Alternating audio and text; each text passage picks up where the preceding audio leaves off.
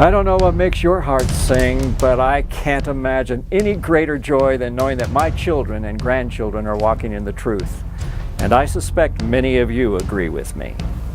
But the sad truth is, there is an enemy of God determined to steal our joy by taking captive the hearts, minds, and souls of our grandchildren.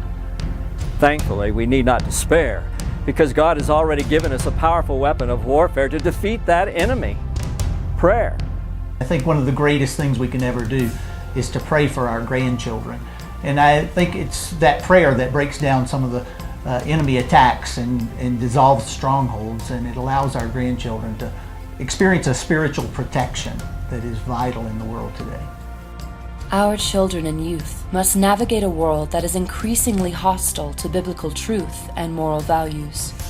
Without a moral compass to guide them, they are left with confusion and despair.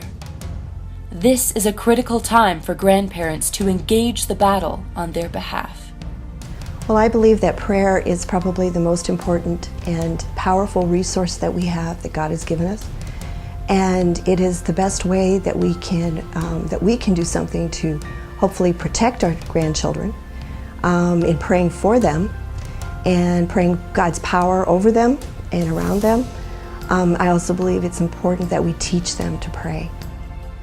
It is said that if 10% of a population holds an unshakable belief in something, they can influence that culture to embrace that belief. In many parts of the world today, grandparents who claim to be followers of Christ make up more than 10% of that population. Imagine what the prayers of that many grandparents with an unshakable faith in Christ could have on the hearts, minds, and souls of our grandchildren. On September 11th, grandparents around the world will be linking arms to participate in Grandparents' Day of Prayer.